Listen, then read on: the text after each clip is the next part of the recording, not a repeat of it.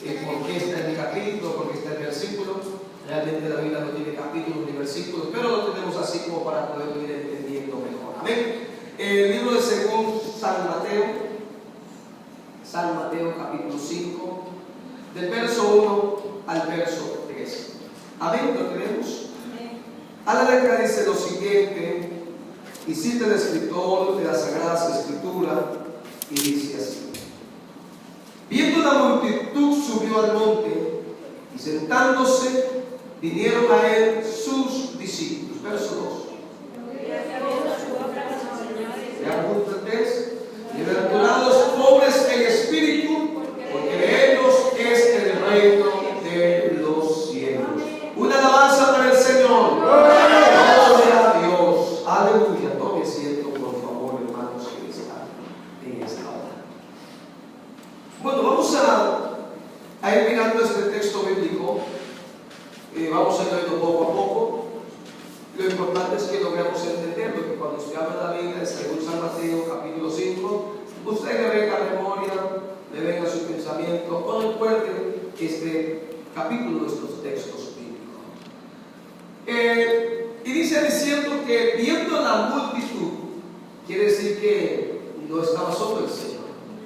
Esta bienaventuranza no es simplemente para una determinada persona, sino que dice la Biblia que había una gran multitud.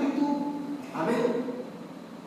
Y habiendo una gran multitud, Jesús, que es un estratega, amén, como él ninguno, dijo: para que me escuche toda esta multitud, me voy a subir a un monte.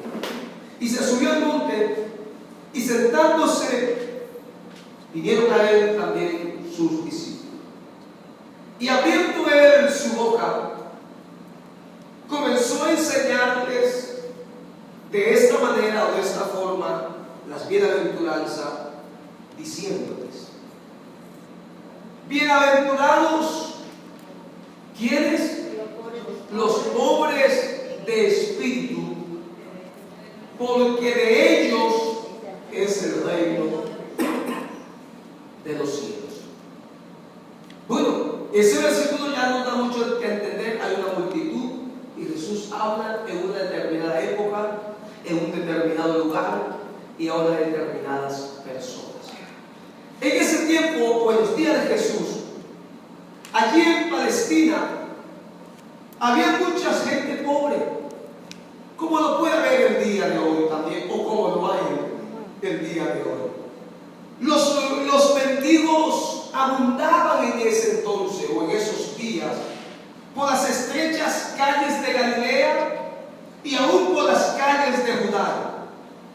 Eran los judíos en su mayoría víctimas del poder político extranjero que los explotaba y que los oprimía en aquellos días. ¿Quiénes eran los que estaban en ese tiempo, digamos, al mando o estaban en los gobiernos? Si usted recurre a la historia, encontramos que es el Imperio Romano, y por lo tanto los tenían subyugados. Ellos por eso creían que Jesús era aquel general que venía a echar fuera a todos esos invasores, y ellos tenían la esperanza que Jesús les devolvería nuevamente, digamos, su dignidad o su estado. Entonces, en esos tiempos, como el Imperio Romano eran los que predominaban, entonces había mucha gente pobre en Galilea, en Judea. Había mucha gente que mendigaba porque estaban siendo explotados por los extranjeros opresores. El pobre era desatendido por las estructuras religiosas en general. La religión necesitaba una renovación de su tradicionalismo y una liberación de su mal infundido perjuicio. Había un problema realmente de racismo, diría yo, aún de sexismo y también de clasismo. Había separaciones de clase, aún de sexo, había mucho racismo, y todo esto influía para que la pobreza abundara necesidad en aquellos días. Eso era lo que se estaba viviendo en aquel entonces. Pero no fue a esa pobreza que Jesús pronunció esta bienaventuranza. No era para esa clase de pobreza. No era para esa clase de necesidad que había por el estado social, político que había en aquel entonces. Para ellos no era esta bienaventuranza que Jesús expresa en San Mateo capítulo 5, versículo 3. Él la dirigió a sus discípulos.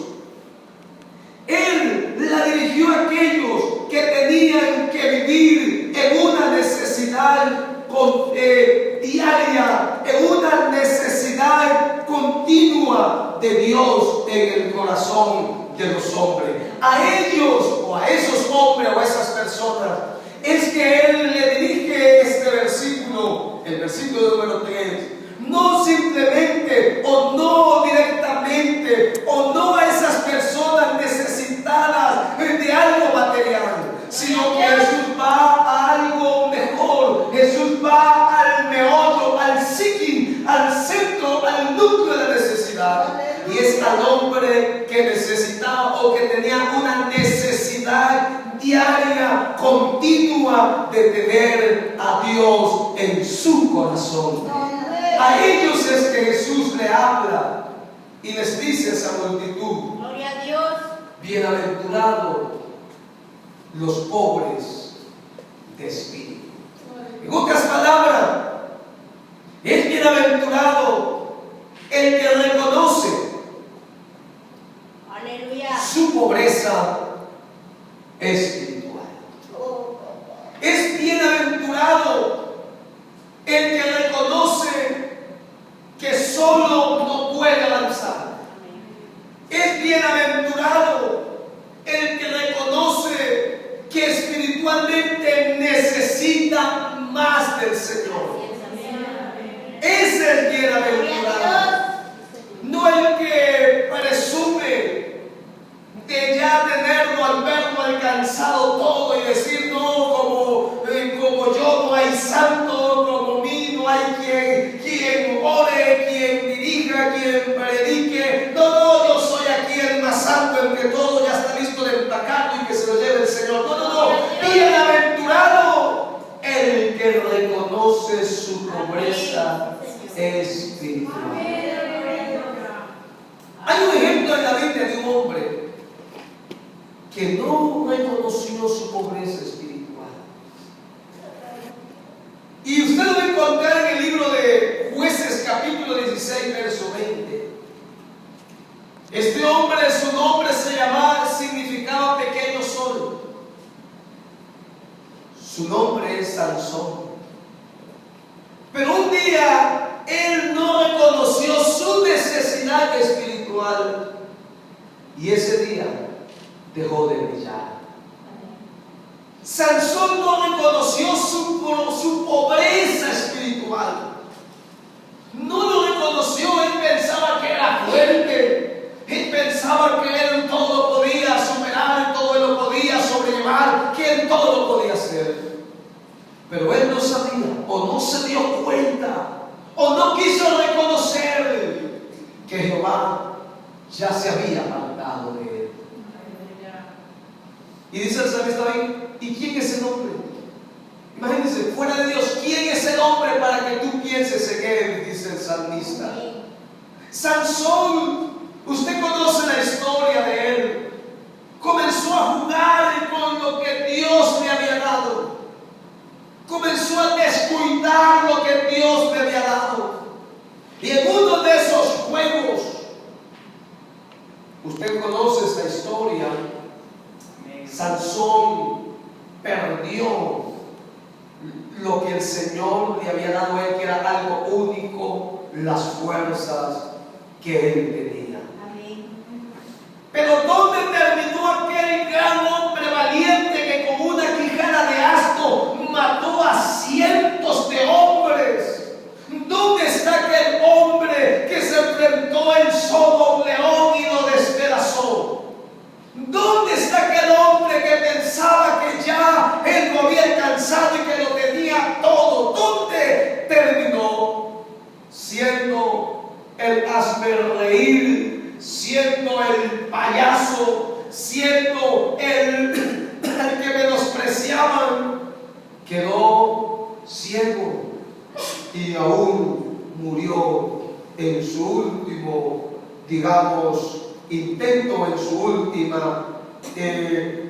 última petición a Dios de que Él le devuelva nuevamente las fuerzas. Pero Él, todo el proceso, todo lo que sucedió, todo lo que pasó en su vida, es porque Él no reconoció su pobreza espiritual. Lo perdió todo. No se dio cuenta que ahora se alejó del Señor o el Señor lo dejó y se alejó de Él. No se dio cuenta porque Él no pudo reconocer o no quiso reconocer su pobreza espiritual. Pero quiera Dios que usted y yo podamos reconocer que sin Él nada somos, que sin Él nada podemos, que sin Él no alcanzaríamos la vida eterna, sin Él no podíamos llegar hacia su Padre Celestial, sin Él no podríamos vencer las dificultades y las tentaciones, sin Él no somos capaces de poder vivir una vida agradable, consagrada, separada para Él. No podemos hacerlo. Eso quiere decir que cada día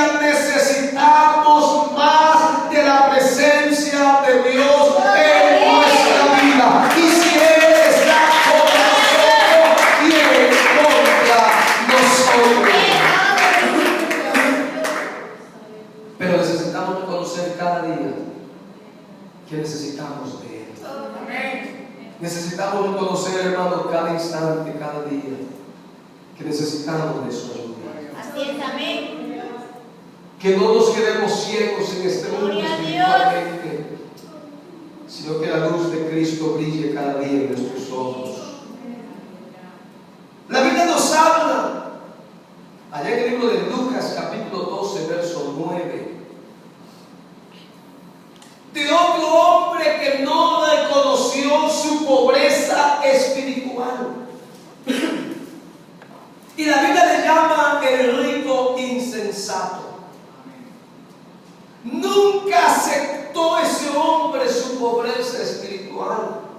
¿Y sabe por qué le digo esto? Lucas capítulo 12, verso 19 dice que él decía: alma, muchos bienes tienes guardado para muchos años. Así que en otras palabras, vive la vida, come, reposa, bebe y regocíjate. Se olvidó de lo que era necesario. Se olvidó de lo que es indispensable o primordial en nuestra vida. Y es la presencia de Dios en nosotros. Así que aquel hombre rico insensato no supo mirar o no supo reconocer su pobreza espiritual. Este rico proveyó para lo material, pero no proveyó para su alma. Y acuérdense que nosotros somos tripartito: alma, cuerpo y espíritu. El alma vuelve a quien lo dio. Aleluya. El espíritu vuelve a quien lo dio. El cuerpo vuelve al polvo donde fue tomado. Eso quiere decir que nosotros tenemos que también proveer para nuestra alma, para nuestra vida, así como proveemos para el cuerpo. Debemos también de proveer para nuestro espíritu. Trabajamos para el cuerpo, trabajamos para alimentarlo, trabajamos para vestirlo, trabajamos para cuidarlo, trabajamos para pasearlo, lo cuidamos para acostarlo, lo cuidamos a levantarlo y trabajamos para este cuerpo. Tenemos provisión para el cuerpo, proveemos para el cuerpo. Pero no te olvides que no solamente somos carne, tenemos un espíritu que necesita también que lo alimentemos espiritualmente, que lo alimentemos también cada día. Necesitamos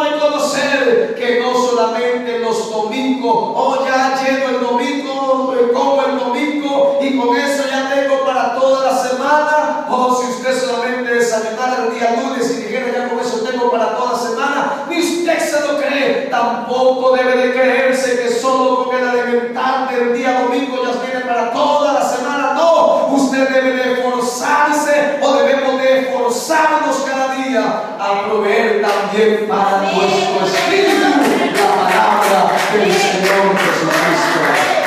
Y el que reconoce esa pobreza espiritual, dice la Biblia, es bienaventurado.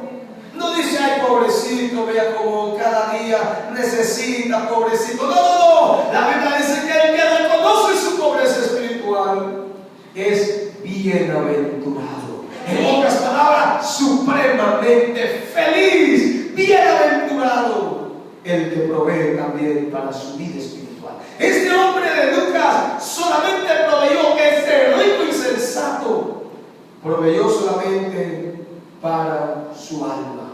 No se preparó espiritualmente para su muerte. Y hoy en día es lo que sucede. La humanidad se prepara, la humanidad se alista solamente para el presente, para su vida intelectual, para su vida material y física, pero no se prepara para el día de la muerte. Pero gracias a Dios que usted y yo podemos decir, sea que vivamos o sea que muramos, de el Señor somos, porque podemos también para nuestra vida espiritual. Aleluya el Señor. Dios le llamó a este hombre, no lo felicitó porque obtuvo grandes cosas, no lo felicitó porque trabajó mucho por tantos años y alcanzó la jubilación y dijo, ahora sí, gócese, coma, beba, repose, viaje. Qué bueno el que lo pueda hacer, pero no se olvide que dice la Biblia que buscar primeramente el reino de Dios y su justicia y lo demás viene por añadidura. Dios a este hombre no lo felicitó, no lo elogió, no le dio palabras agradables. Dios a este hombre le llama insensato. Necio. Necio le dice el Señor. Pero qué hermoso que a usted y a mí el Señor nos diga, si lo poco fuiste fiel, en lo mucho te pondré, tenga al gozo de tu Señor. Que usted y yo podamos buscar cada día, anhelar, desear ser alimentado con el maná del cielo, con el pan de vida que es nuestro Señor Jesucristo. Así que es bienaventurado, hemos dicho, el que reconoce su pobreza espiritual. Bienaventurado el que reconoce que necesita del Señor. Hay otro ejemplo en la Biblia, ya no solamente de una persona como Sansón, no de una persona como este hombre insensato, el rico insensato, sino que hay algo aún, digamos, mayormente preocupante y que en pleno siglo XXI como que se está volviendo un poquito como de moda esto, y es que hay no solamente personas, sino que a veces hay grupos en general, grupos al completo, y permítame aún decirlo en esta hora, iglesias que no conocen, o iglesias que no se dan cuenta, que no reconocen su pobreza espiritual. Todo es simplemente prosperidad, prosperidad, prosperidad, material, material, material, pero por dentro espiritualmente están vacíos. Cualquier ola o marea o corrientes de doctrinas, de hombres o de demonios, los cambian, los hacen divariar y ir por cualquier lugar y por cualquier sitio y detrás de cualquier persona, porque están espiritualmente pobres, pero no lo reconocen, porque piensan que por tener una mole de construcción está bien. Gracias a Dios porque lo tengan. Porque tengan mármol en toda iglesia, piensan que ya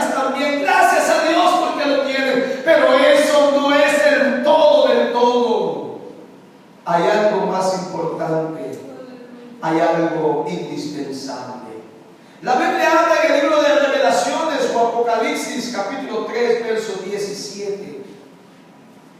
Nos habla de una iglesia, y es la iglesia de la Odisea.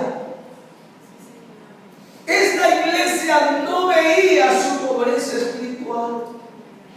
Más bien ella decía: soy rica, decía la iglesia, y me he enriquecido, y de ninguna cosa tengo necesidad. Eso era lo que decía esta iglesia, y qué lamentable que hay una iglesia: no, aquí ya estamos completitos, aquí no necesitamos nada, aquí ya está todo bien. Pues ya como estamos bien, cambiemos el culto de oración por un programa de relación social, y cambiemos los ayunos por integración, y cambiemos las dominicales por esto y por lo otro. No, las vigilias cambiemos por una salida con jóvenes o la iglesia de nocturnamente. Ya lo tenemos todo, lo hemos alcanzado todo, y somos ricos, ya no hace falta nada. No, Señor, la iglesia de la Odisea pensaba así: y ya somos ricos, nos hemos enriquecido, de ninguna cosa tenemos necesidad. Antes, más bien eran orgullosos. Y el Señor me responde a esta iglesia: y no sabéis que tú eres un desventurado, miserable, pobre, ciego y desnudo. El Señor, en sus palabras, reconozca la necesidad espiritual que vosotros tenéis. Era una iglesia de necesidad espiritual, pero no ignorada. A veces se piensa porque ya están los instrumentos, ya hay músicos, ya hay gente que canta, ya está todo. No. Aunque tengamos los mejores instrumentos y las mejores voces, pero si no hay presencia de Dios, no sirve para nada. Aunque tengamos el mejor púlpito, las mejores sillas, los mejores expositores de teología, pero si no hay unción de Dios, si no hay poder de Dios, no sirve de nada. Esa palabra no cambia, esa palabra no transforma, esa palabra no regenera. Necesitamos conocer, necesitamos que haya más del conocimiento de Dios, necesitamos que haya más de la unción del poder del Espíritu Santo, del Señor Jesucristo en nuestra vida. Bienaventurado el que reconoce su pobreza espiritual. No dice avergüénzase, no, dice bienaventurado. Y qué hermoso que usted pueda cada día reconocer delante de la presencia de Dios y del Señor: lo que soy por tu gracia.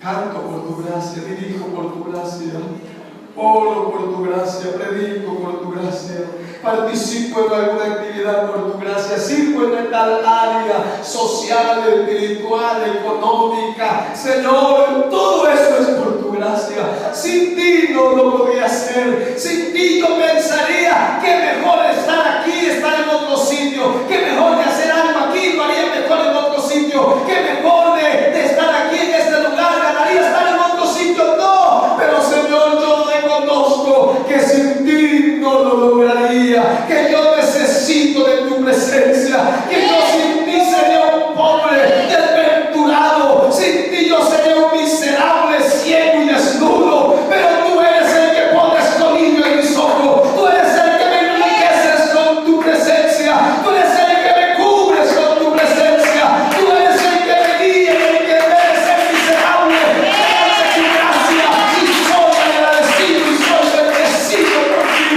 Necesitamos reconocer que cada día necesitamos más de Él, que cada día necesitamos más y más de su presencia. Dice un cántico, me recuerdo, y esto lo cantaba mi abuelito, que está en la paz del Señor, y decía: yo necesito